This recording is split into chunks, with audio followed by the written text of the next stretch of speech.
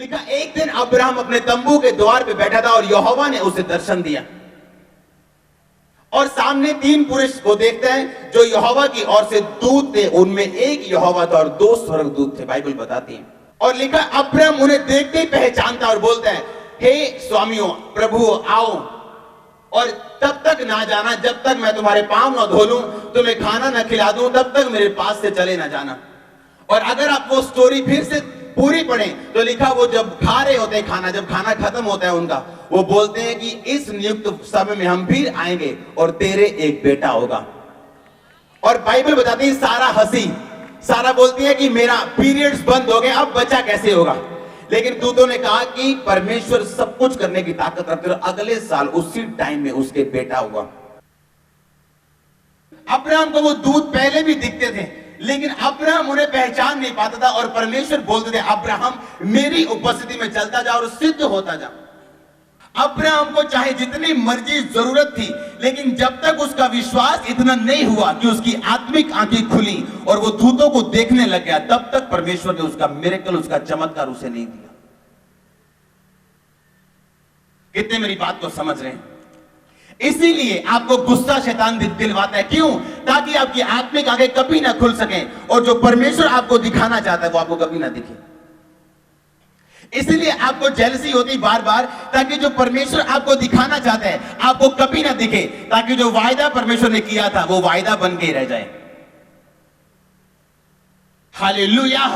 आप सोच सकते हैं अब्राहम, प्रेम करने वाला अब्राहम, आराधना करने वाला अब्राहम, बिना कहे 10वां हिस्सा देने वाला अब्राहम, उससे अधिक देने वाला अब्राहम, लेकिन परमेश्वर भी कुछ कर नहीं पाते जब तक उसकी आत्मिक आंखें नहीं खुलती।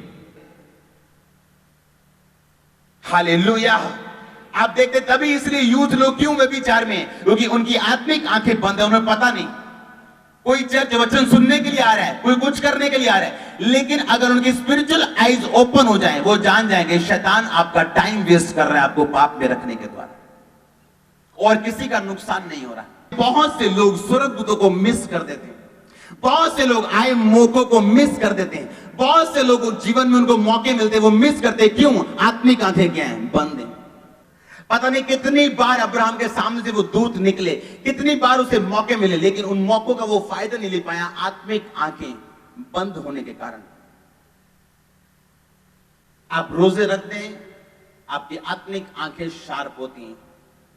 आप प्रेयर में जाते हैं, आपकी आत्मिक आंखें तेज होती हैं। आप दुश्मनों को माफ करते हैं, आपकी आत्मिक आंखें तेज होती जाती हैं।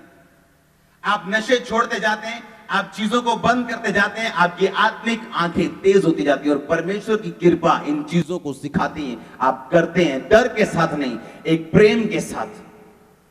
आमीन। फिर आप समझ जाते हैं कि अब परमेश्वर ने नहीं करना, अब मैंने करना है। जैसे जैसे मैं परमेश्वर के करीब होता जाऊंगा वो सब चीजें मुझे दिखनी शुरू हो जाएंगी जो परमेश्वर मुझे दिखाना चाहता है। जिस जगह परमेश्वर मुझे लेके जाना चाहता है, जिन रास्तों से मुझे समझ आनी शुरू होगी कि परमेश्वर की प्लानिंग मेरी जिंदगी में क्या है।